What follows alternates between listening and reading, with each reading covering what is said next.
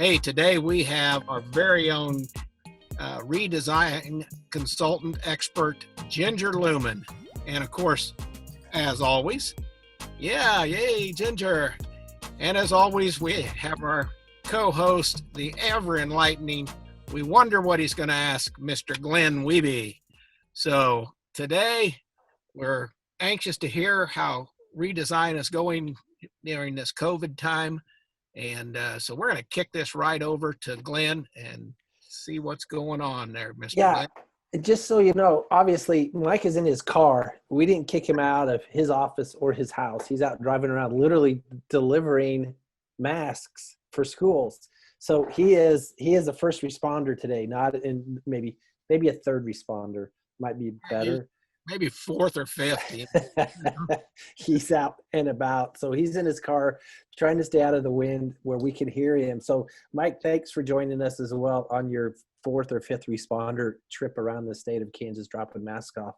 And Ginger, thanks for joining us as well. She did explain, we're going to have to maybe be flexible in this live webinar because she's got apparently a plumber coming over to her house. I had a plumber yesterday, Ginger, not the Roto-Rooter plumber that you have, but so we may get it interrupted and we're going to be flexible, and Ginger can talk about that.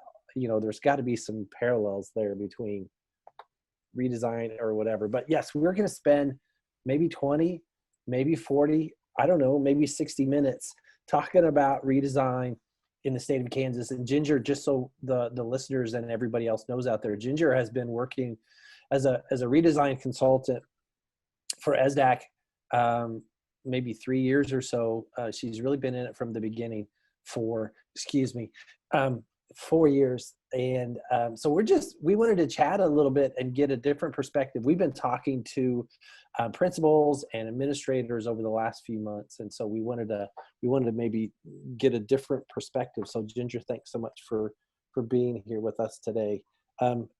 She said, well, are there any questions I need to be aware of? And I said, no, we don't just give out the questions ahead of time. She's just going to have to wing it as best that she can, the same as everybody else. So Ginger, anything you want to say before we jump into this? Because I do have some questions. I'm sure Mike does too, but tell us how you got started in all this. I don't know. So, yeah, that's the setup. That's all I got right now. Just tell us something. You have said a mouthful there, and my day right now. You guys have all heard of Murphy's Law, right? If anything can go wrong, will go wrong, right? Yep. I'm living under today O'Daniel's Law, which says Murphy was a damned optimist. So that's, right. That's where I'm at today. So I'm really excited to be here. I think it's 4 cycles. I think I've been working with 4 different groups now, if I can count that high. And it is 3 years. So Glenn, you're right. But how'd I get brought into this? Man, this is all luck, dumb luck. You know, it's just somebody said, hey, Ginge, why don't you try something different? And I said, okay. And I just have done that my whole life. And so when this redesign came along, I said, hey, Ginge, why don't you go talk to people about how you do some things different and find ways to do it where it's safe. Okay. There you go. Was it Mike that told you to go off and do something different? Yeah, I kind of voluntold her. Yeah.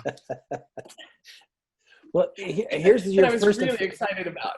Here's your first official question. This is actually on the list. I have a list.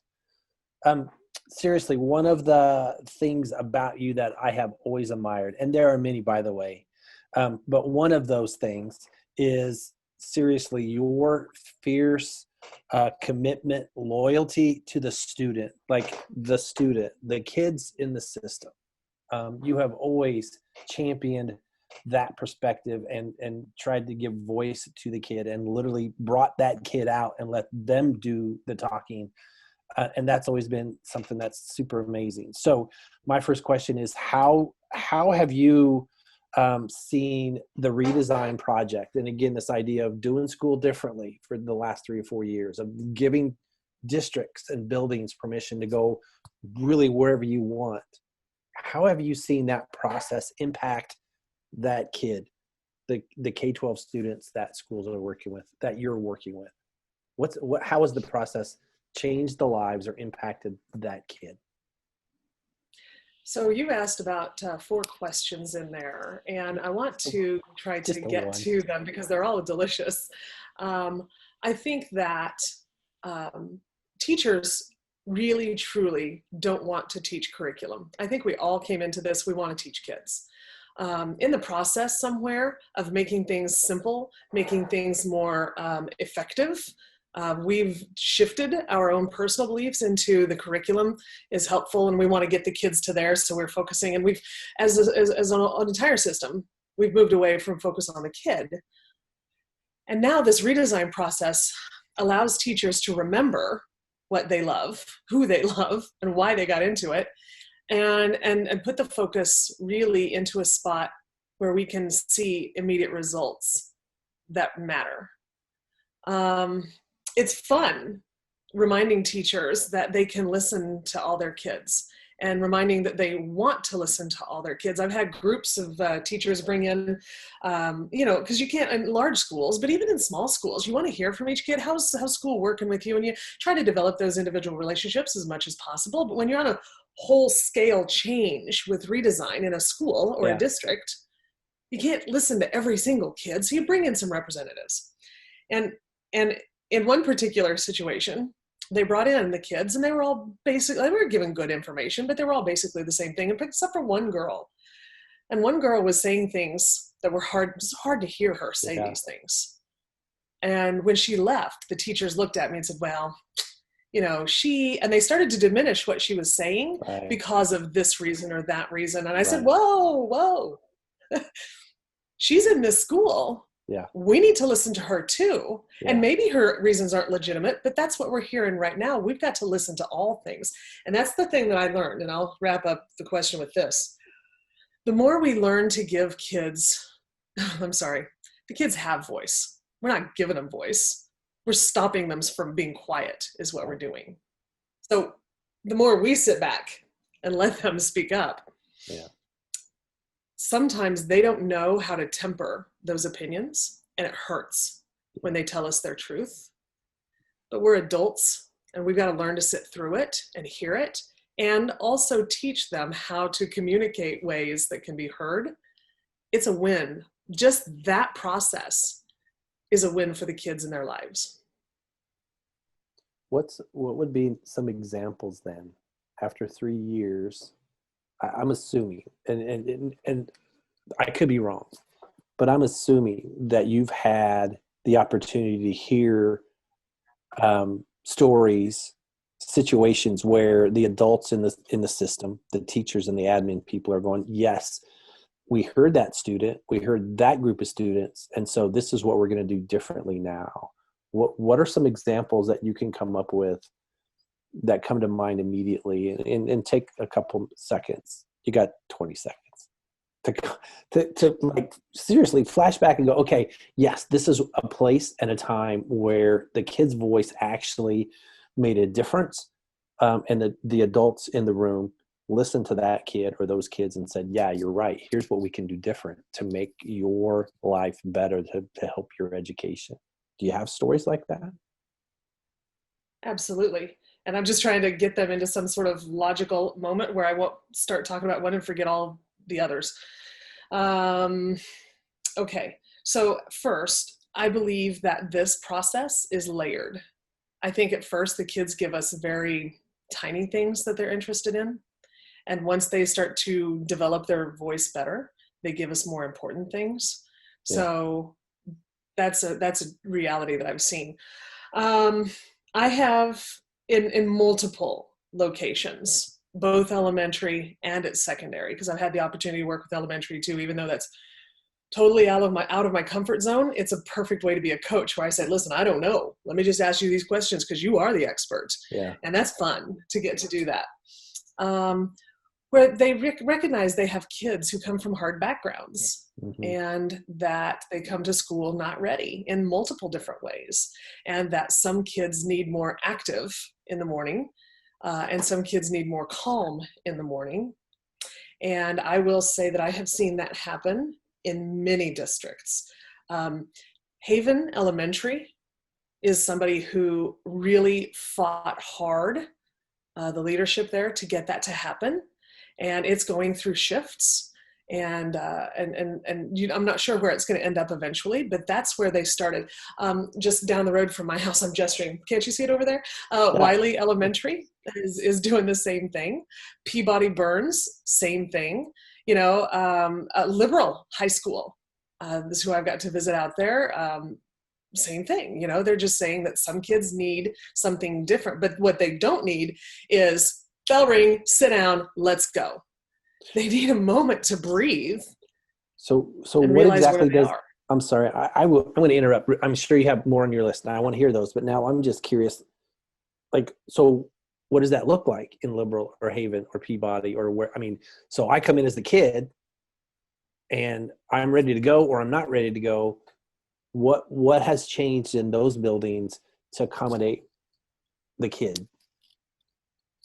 Right. So in a traditional school, bell rings. Yeah. You have passing period. Yeah. Bell rings, you start class. Yeah. In one of these redesign schools, this is the general aspect of how they all kind of go, is bell rings, you go to your spot, wherever that is. It might be your classroom teacher. It probably isn't. Yeah. It might be a teacher you've got a connection with. It might be an activity that you're going to go to. It might be different each week, each day.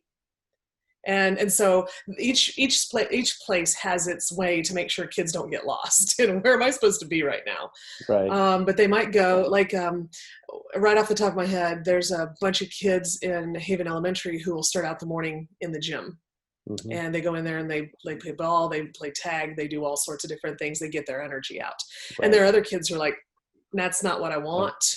I want to go hang out here with a couple of friends. And so they just go sit in a corner of a classroom, not just some random corner in the school. This is all organized. Right. And they have spaces to go. There are some who say, I want some breakfast. So they'll go, and it's usually 20 minutes or so. Wiley has morning meetings where they are specific. It's not just announcements, but they get together and do some togetherness work. That's not what they're calling it. That's what I'm calling it because I don't have the right words. But it's more just connection sort of stuff. So it's all still very personalized, and they try really hard to look at each kid, know where they've come from, know what their personalities are, and match them up to that person and or activity that will resonate with them best. Right. So what are some other things that you've seen? You said you had a list. Oh, yes. So I do. Just trying to help out. These things. Here's a list of paper and pencil. This is what happens when you get Ginger off the cuff. Oh, what? Okay, maybe we should have shared the questions ahead of time. I probably wouldn't have written. I would have written an essay for each one and would have overwrought the thing. People who see me like this, they think she's off the cuff, but no, really, it's a control issue. So I know that there are a lot of schools. One of the first things that a lot of schools will do is to start to look at their schedule. Is our schedule, which is based on the Ford factory model of schooling, which is beep, start school, beep, shift this, beep, do this, in just short increments of time. And that's not how the world works unless you're doing factory work. And the factories aren't in America anymore so much. And so they are trying to have a more flexible approach to it. What is it the kid needs? What is it they're interested in? And how can we get them more time in both of those? And so several high schools have gone to their Flex Mod program.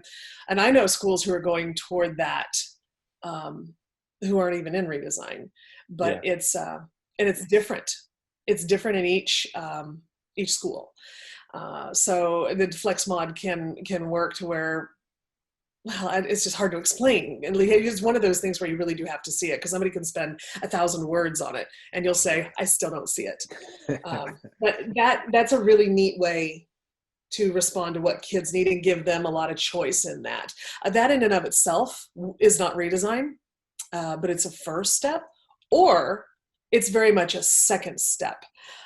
There's two ways you can approach that. I can change my curriculum and what's going on in my classroom to where we just say, oh my gosh, the schedule is literally figuratively cutting my wrists and ankles. I can't do anything with what I want to do because I'm trying to teach good stuff and the schedule's killing us.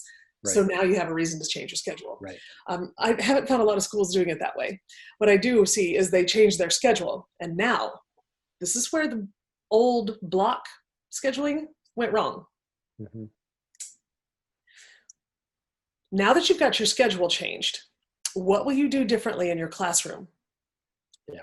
Because if you don't do anything differently, that flex mod schedule is not going to work. Just like the block schedule didn't work if you didn't change significantly what was happening in your classroom. Even going back to the 1970s, where we had the open concept classroom with the library in the center of the hub, that was a trouble because information was at a premium. I think if we went back to that now with the internet at our fingertips and devices in every hand, yeah, I mean, that could work. That could be super stinking powerful. We can't take off all the old ideas and just say, oh, that didn't work back then. What's different now that might? Let's trundle it back out and take a look at it down the runway and say, what looks good here? And that's what's exciting about this, is because with Redesign, both our veteran teachers who've seen things go by, and all veteran teachers have had their pet projects that have had to go. What if we brought it back out and looked at them with new, fresh eyes, with the permission from the state to do something different, with the connection of internet that we have, particularly now that we've got devices in hands and we are working on connectivity issues at homes because of the pandemic. I'm going to give a little cheer here for that. Thanks, pandemic, for making something actually come to fruition that we've been talking about for a long time.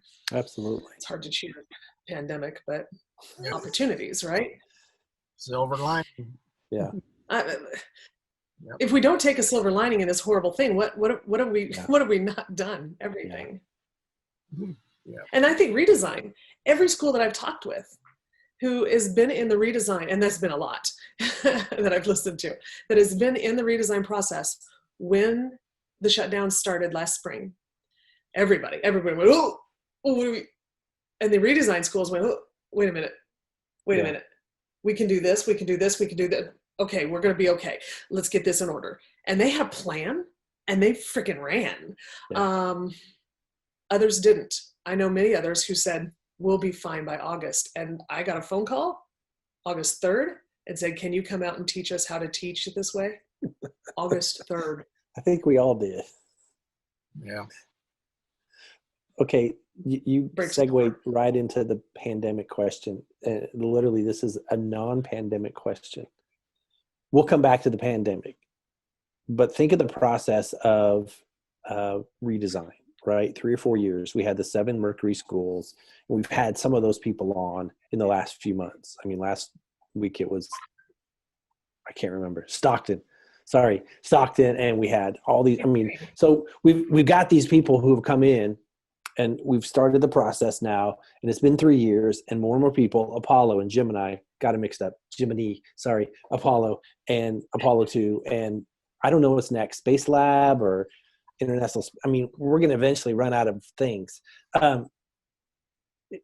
Take the pandemic out of it. I mean, that's sort of a unique thing.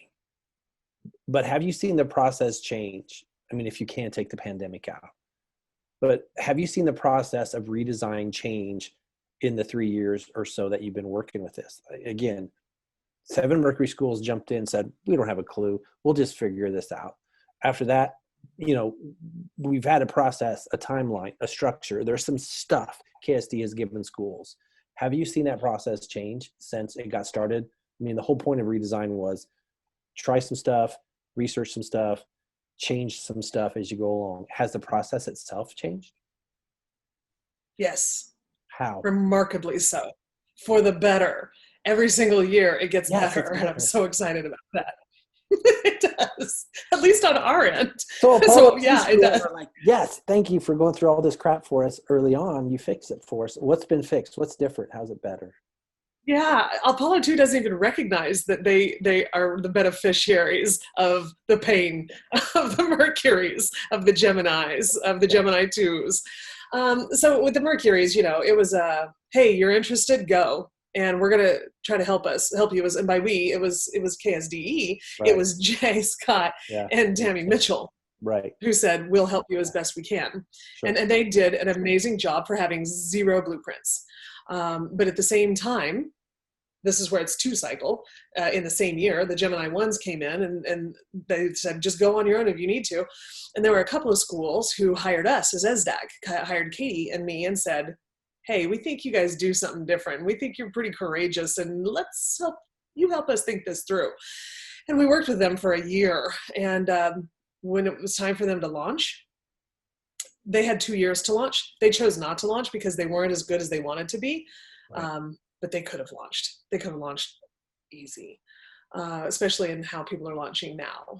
Remembering that launching isn't, you're perfect. Launch is, you're now just getting off the rocket pad and going toward the moon or Mars or wherever you want to. This ain't the journey. Right. You're going to get there eventually. Yeah. And this year, then we had Ed Elements come in, a national organization come in to help KSDE and really the service centers figure out what the design process would be and put an actual year-long process to this change. And Ed Elements comes at it from their work mainly is from nationally. They come in to help schools that are failing. And so their structure was really based with that, and which had some good elements to it. But in doing that, I know we at ESDAC, and I think KSDE did as well, say, cool, our teachers that we're working with want to be here, and they're not doing this because they have to. They're doing it because this is the right thing for kids. Right. We don't need to get momentum behind them. They're there, let's go. And so this year, the service centers still get support from KSDE, but we are really developing what we now know to be true based on that process, and also what we also know to be true about good teaching and learning. Yeah. To do some really good stuff.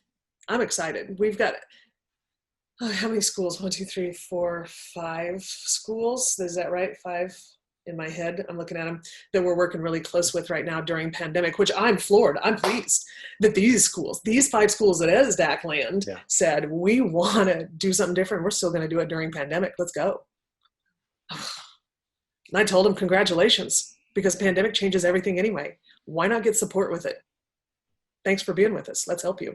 So that literally was the next question. It's like I did give you the questions. Way to go. See, it's the mind meld. Ginger and I literally, in the before times, we sat like 3 feet apart from each other in our little pod at ESDAC. So, we've got it. We've got it even through Zoom. So seriously, how has the pandemic since March changed the process? You and Katie Perez, another consultant at ESDAC, obviously have done a lot of this work together, which I think is awesome. How has this change in how we do school impact the process of redesign of how we change school, how we do school? What are the pluses and minuses there? Glenn, you're getting so very meta with that question. Exactly. How has it changed? There you go.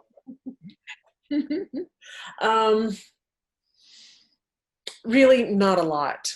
Really? We actually, this is one of the processes that, I really appreciate that Dr. Cook had said, y'all practice hermit-like behaviors. We do not want to be the people who bring infections into a community. Right. And I personally appreciate that. Yeah. And yet during our redesign meetings, the schools still come in, and we practice all sorts of safety protocol because we don't want them to, as that can't be the hub. So we're all sorts of safety protocols in place, but yet that we can still meet face to face and still get that connection. Reality is though, some schools are under lockdown. Some schools have teachers who don't feel comfortable coming in. Cool. You don't have to. Now here's how we practice what we preach. Here's how we'll become flexible for you. Because if it is about personalized learning, a large chunk of it is, then we better be able to personalize for you. And we have folks who are coming in virtually. We have Katie stayed home this last month and did virtual with one of her schools instead. And simultaneously, when I was doing it face-to-face with secondaries, she was with some elementaries working with them. How has it changed? The process hasn't changed. The questions have shifted slightly, but not a lot, because again, it's still personalized learning, connections between businesses, family, community. It's still about student success skills, still about real world learning. What in the pandemic changes any of that? Yeah. Nothing. It's just delivery. Mike looks like he's got a serious question to ask. Well, I find it very interesting that you mentioned that the schools who are already in redesign had a smoother transition when the pandemic shut us down last March. And as I think about that, I think a lot of these schools are trying to personalize that learning and get into projects. And so I began to wonder, how have schools been able to do that and still have the remote side of it? And I'm sure some of them haven't been, but those that have the mindset that things could, move and move quickly, because education has not always been known for moving quickly. But I find it interesting that those schools that were in that mindset were able to adapt more quickly. And how they did that in detail, I don't know, but I'm assuming some of that still happened. So, Ginger knows. So that's beautiful that you said, I don't know how they did. How they did is they were focused on what's important, which is personalized learning, real world experiences, business, family, communication, the 4 principles, right? They stayed focused there, which is the good thing. The success of each student is really what they stayed focused on. Other schools who didn't have that as a focus were focused on, how do I do my daily curriculum delivery? Or whatever. I'm assuming that's what they were focused on, because that's what I'm hearing online when people are flailing and really struggling this spring and summer. That they were worried about, how are their kids going to pass the tests? How are their kids going to be ready for? And their redesign school said, that's not our big thing. We want to create good learners and have them be successful at whatever they and we are defining as with success. We did have some schools, we shut down in March, that in May, we had a whole cohort that were supposed to launch in May. Well, literally, we took them right up to it. They're ready to go. And then, oh, sorry, nope, we're not going to launch you. And they said, well, what are we going to do? And the state said, listen, you have as long as you want, but let's shoot for January. Do you want to do it in January? Do you want to do it in August? When do you want to? And most people said, let's wait till January. I met with my schools about twice, and I finally said, hey, why are you waiting till January? You have all the parts in place. You are thinking through this process. You are demonstrating redesign right now in real time. Why are we waiting to launch you? You are launching right now. You just haven't crossed the T's and dotted the I's. Let's do it. And they're all like, what? Because I'm moving them from January to October, and they were super. I'm talking to them about this in September. Their school had just started 2 weeks earlier, and they all, they're all launching. And they said, yeah, you're right. We are ready. Let's do this. Why wait? That's courage. And it's empowerment.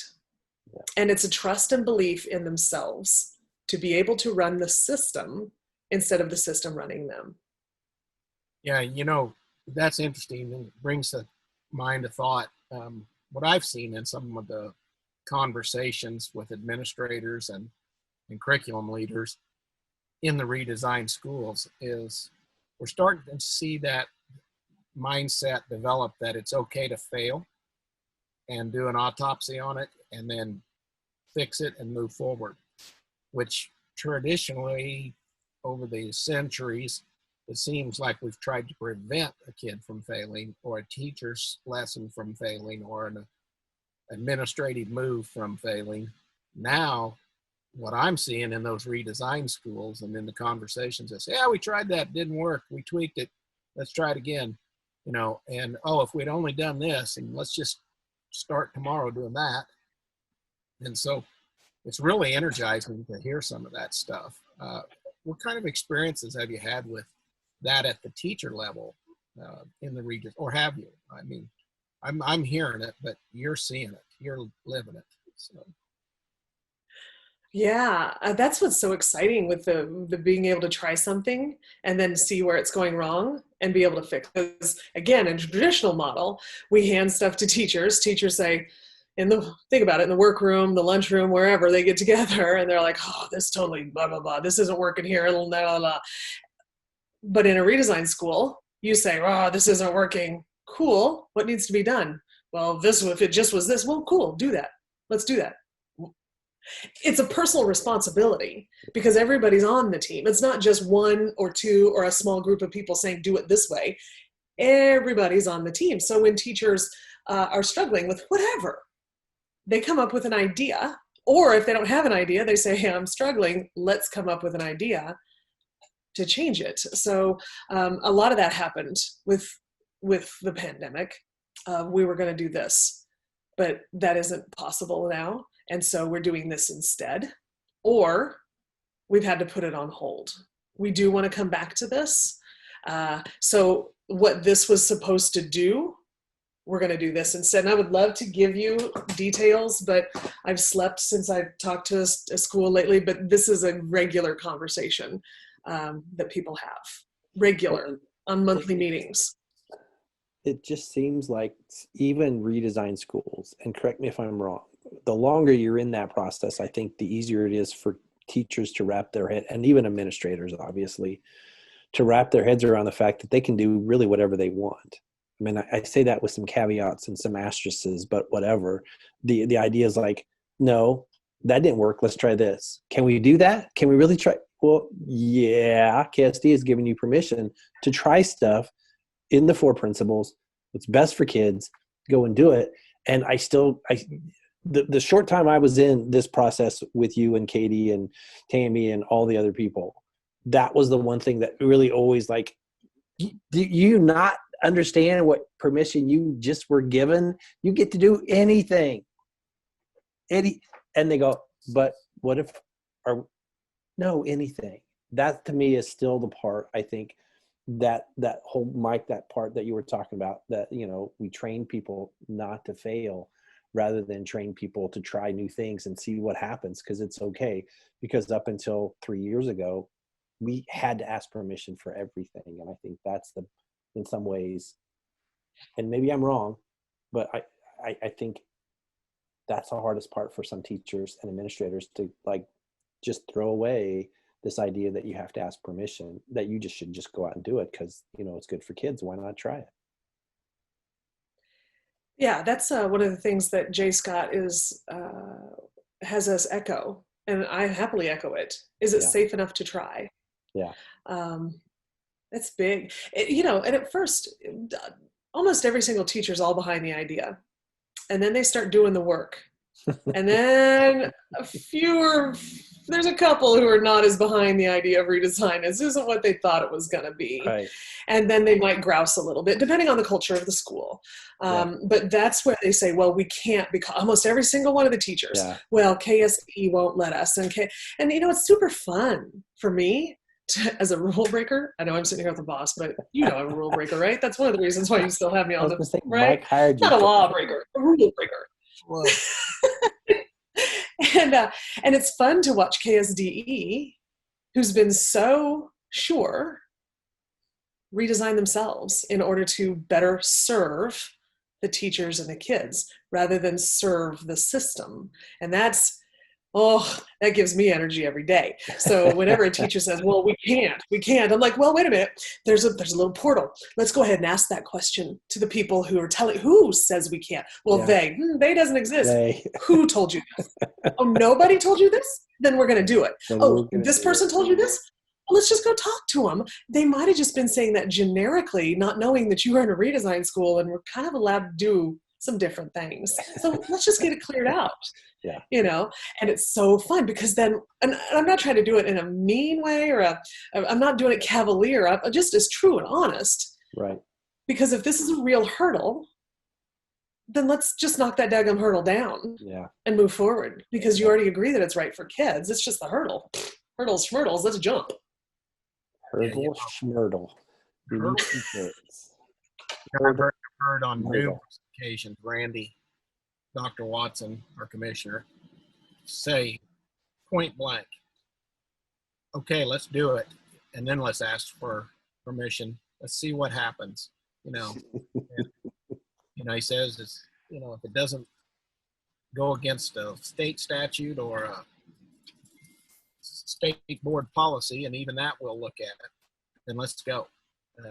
He has actually, you know, he got out there on the edge, and we have to give him the kudos for that. He was way out there on that branch, and somebody was sawing it off behind him. And then the pandemic hit, and lo and behold, that move probably really propelled us ahead in this state over other states that really weren't ready. So, yeah. Let me ask you this question. You were talking about, you were making fun of me being meta. Here's the meta question. This is the true meta question. I got some other things just to prep you. PBL and trauma, you know, rattle that around in your head. Those are coming. How has this process changed you? Ha ha! How are you different now than you were 3 years ago because of redesign? I think for a lot of different reasons, but redesign's right up there for one of those reasons. I think I'm a lot more gentle on both ends.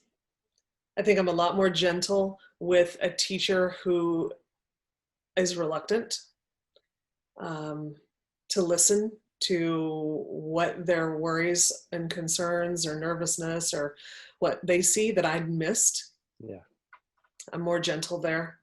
And I'm more gentle with the state in particular, because I know that there's leadership there who I do believe now want to do the right thing for kids. I do see them putting kids at the center. Like Glenn, you said that's been my champion.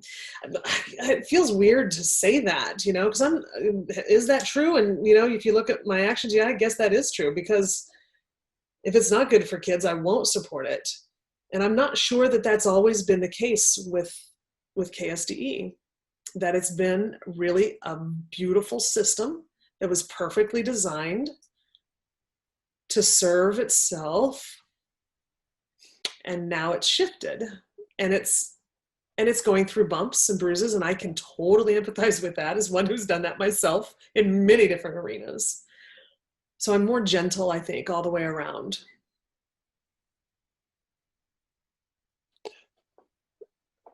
I'm not going to disagree. No, absolutely.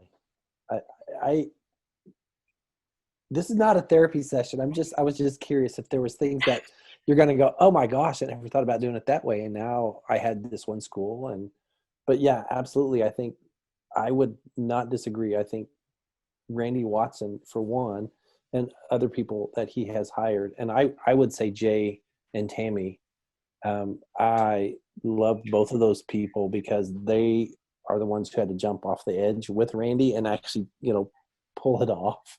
Randy's going, hey, let's do these things. And Randy and Jay and Tammy are going, okay, that would be us. But KSD has, I think, done a really cool job of going, wait a second, these are the 4 principles. They all revolve around students and families and communities and making the world a better place. Why would we try to get in the way of that? So yeah, I would not disagree with that at all. That's cool. And if I could, one more thing. Yeah. I have over and over seen a process that I believe in with all my heart entered through the back door that I thought was not right. And I thought, not my school, shut up. And I watched it work. And I thought, shut up and listen.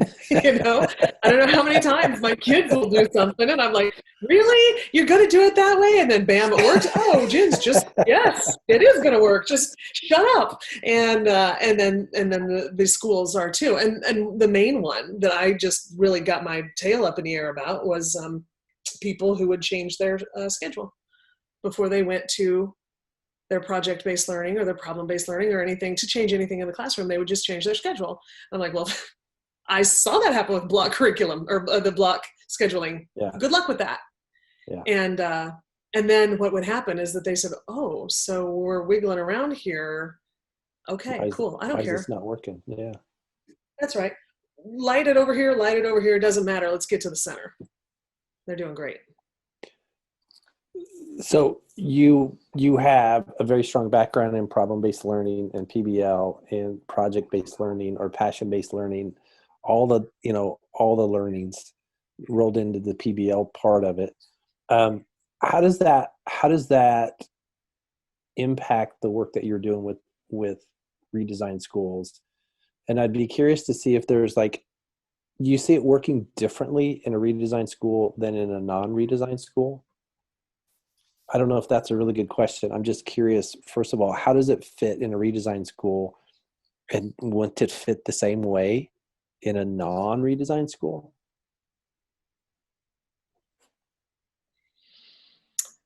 That's a hard question. I think that with project-based learning, design thinking, it's all really the same thing. It's just a different nuance here and there. It really is just still learning by doing through the process.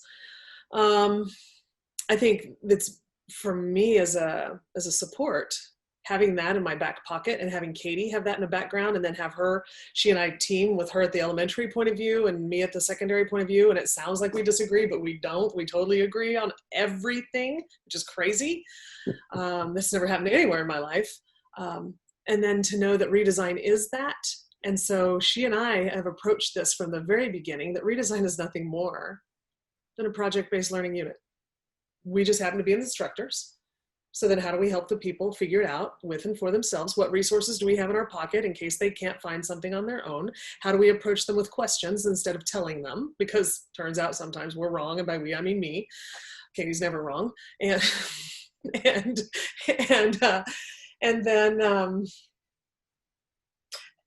to see them start to bring that into their classrooms and schools.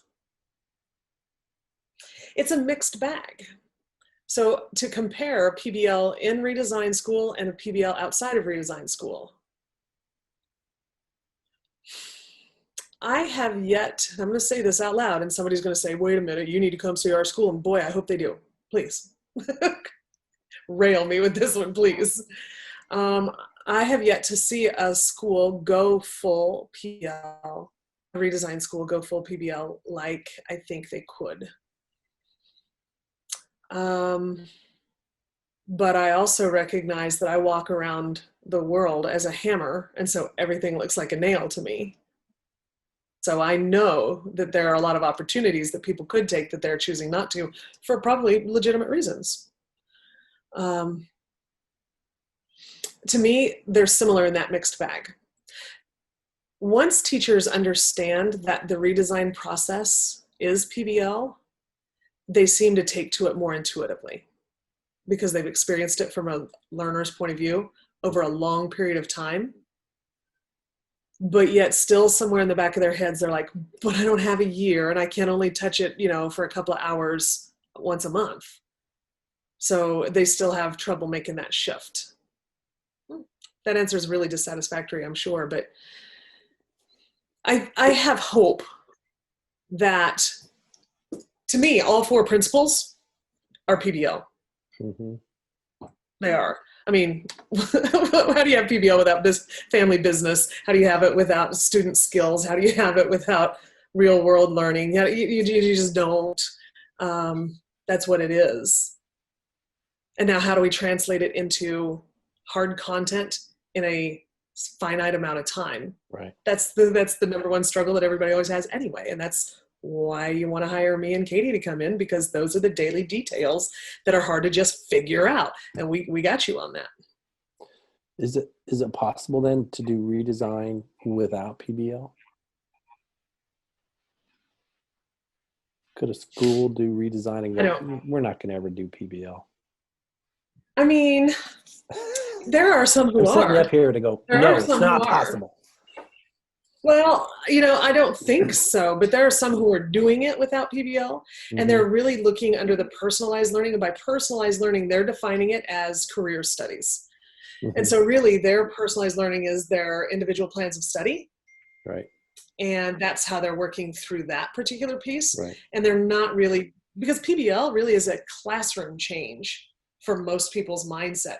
It isn't just that, but that's what they need to attack at first so that they can see it. Okay, now we can start doing just learning this way. And we don't have to have classrooms or classes or class periods or content, that we can just do learn, but they have to experience it first here, I think. Mm-hmm. I could be wrong. Maybe somebody lights it up from another end and I'm totally wrong with that, but I don't think that I am. That's the other thing I've always admired about you, Ginger, is that you're really wishy-washy about what you believe in. You know, I think one of the things that in redesign that we all have to keep in mind, the redesign is focused on the system, creating a system that is end user friendly, if you will. When you start looking at changing that system, and you look at those 4 principles, I struggle to see how you would be able to do a true systemic redesign without putting real world thinking and problems in there. So, you know, it's just either that or change the 4 principles on which you're going to base the system change. And then I don't know that we're really changing the system. So, yeah, I think we've got about 5-ish minutes left, and we're still right now, like, we're toying with the whole, you know, plumber showing up at any moment. The longer we go, the more likely it is that they're just going to barge in here. So, yeah, fingers crossed. So we've got a few minutes left, and we really haven't touched on one of your other, like, true, I want to say passions, and that's overused. But one of the things that you are really committed to is the idea of creating resilience in students and teachers, families, communities around being able to overcome things that create problems, poverty, ACEs, you know, pandemic. How does the resilience work that you and others at ESDAC do fit into the redesign process? That's a beautiful question. I don't know that anybody's ever asked me that before, but it absolutely does. As a girl who's sitting here with 7 out of 10 ACEs, I developed some really strong defense systems.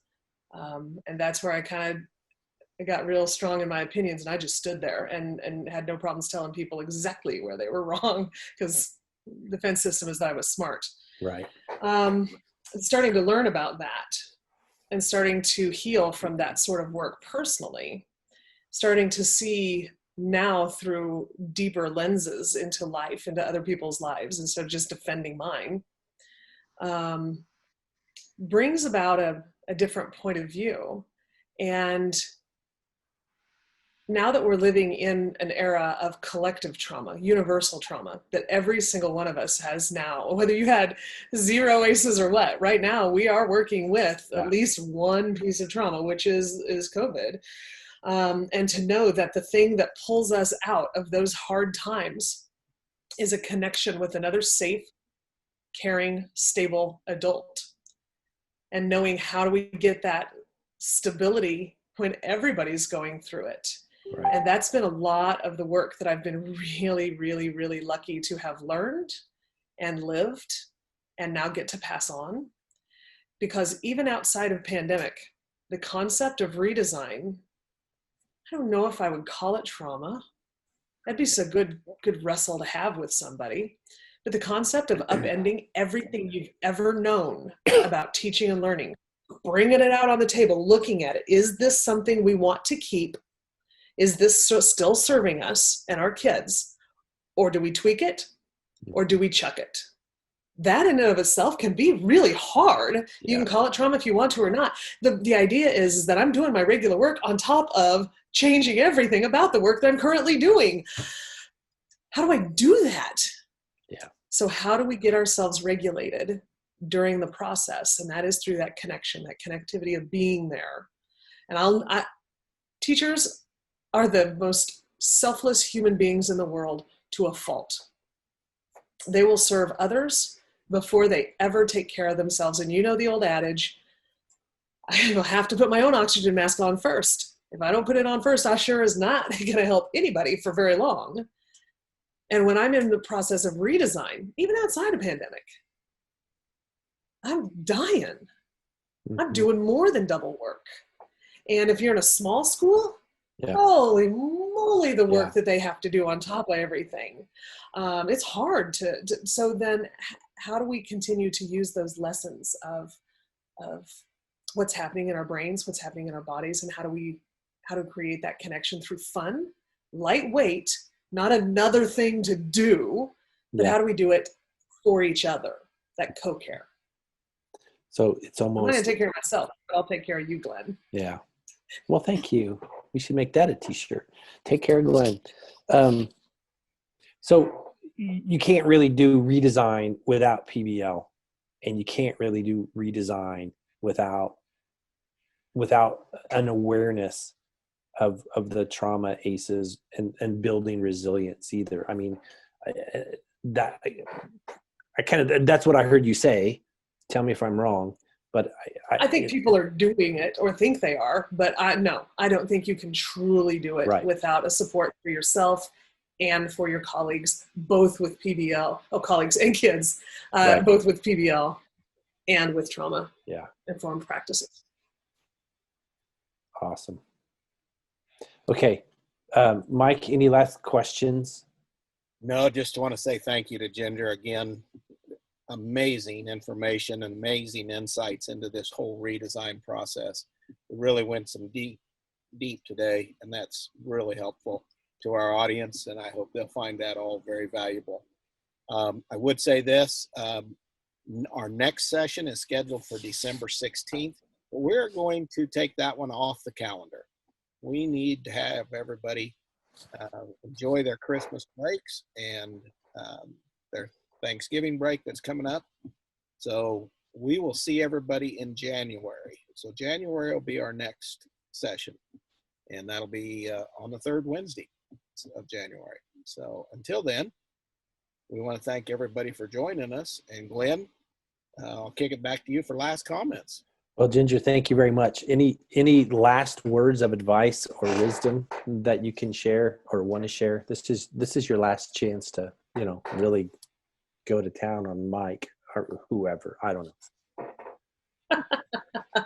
I think the only thing I would want to say is that if you're listening to this and you're considering whether you want to go into redesign or not, one, Glenn, we're not going to run out of space missions because eventually this will just be rolled into what we do. This will be the KESA process. So, but I will say the sooner you get into it, the sooner you get to define your own terms. Yeah. And, it's, why wait? You have kids in front of you right now and who will be leaving you in a few months. You have kids who are second graders who are already leaving you today. Yeah. We can't wait. Can't wait. That's the t-shirt. That's the true t-shirt right there. Help Glenn and can't wait. That's it. Awesome. Ginger, thanks so much. Mike, thanks so much. Thanks for everybody else who's watching this live, and for everybody else who's going to be watching this as a recording as well. Have a great week. We'll see you in January. Yes. Thank you, everybody. Have a great holiday season.